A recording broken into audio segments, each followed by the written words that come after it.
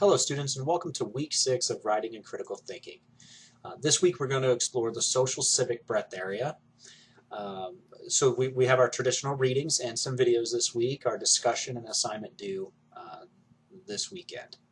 A quick note on week 5, I will get everything graded as quickly as I possibly can. Now, you had 2 submissions last week, so it's going to take me a little bit of extra time. So hopefully I'll get you'll see the grade for one, but I'll still have to catch up and get the other one done as well. So you had your reference page due and your outline due. So I'll get you some feedback on both of those. Hopefully you're all on the straight and narrow towards the final project. So we'll get that graded as soon as possible, definitely by the end of the week. If you need anything on any of those assignments, just reach out to me. But the social civic breadth area is basically a body of knowledge usually associated with the social and behavioral sciences. So courses would fall under this umbrella would be sociology, history, political science, economics, things like that. Ottawa University believes this breadth area helps an educated person function effectively within all relationships.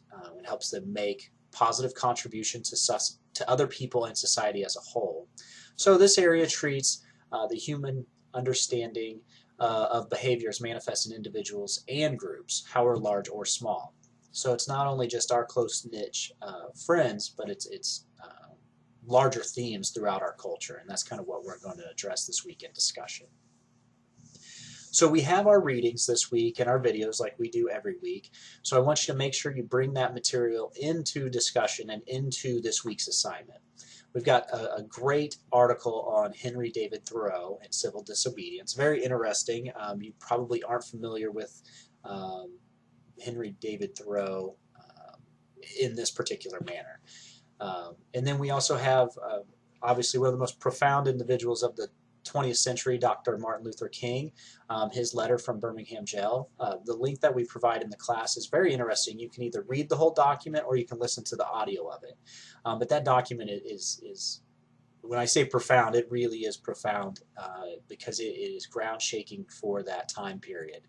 And you think that, that was, not that long ago that sort of thing was going on, and we still have ramifications of that sort of racism in today's society. And then we also have something from Eleanor Roosevelt, a little jump back to when the United Nations was created in her belief in the struggle for human rights.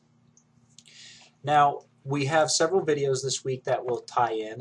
One from Martin Luther King on civil disobedience and obeying just versus unjust laws. So very interesting dynamic that he presents in his argument. And then you do have one discussion question on George Takei's video of his experience during Japanese internment after Pearl Harbor. Having taught this course for several years now, most of my students say, oh, I wasn't even familiar with this egregious action by the United States government. So maybe do a little research on what happened and how that played out. But his video is very interesting, and his perspective is very interesting on why Japanese Americans continue to do what they did despite the egregious actions of the United States government. So very interesting to hear his perspective. I'll be bringing in quite a bit to discussion this week on both Takei's video and then some of the other material. Okay, we will have our traditional assignment due this week, so back to an essay. Now this one only is 2 to 3 pages in length, and that's not counting the cover page or reference page. Okay, so make sure you keep it clear and concise, shorten it down. So the instructions are you need to include at least 3 citations from the weekly material. So either readings or videos. Those need to be in-text citations, properly done with APA, and listed on your reference page. So at least 3, okay? And so the Meaning of Freedom essay is an assignment where this is a chance for you to compare and find similarities and contrast, find differences between 2 authors, Thoreau, MLK Jr., and Roosevelt. You'll incorporate your beliefs about the relationship between freedom and being a responsible citizen. So in other words, it is possible to be both free, or is it possible to be both free and socially, civically responsible? How does one do that? So look back to what the social civic breadth area means from this week's material. If you have any questions on what the assignment's supposed to be, just let me know.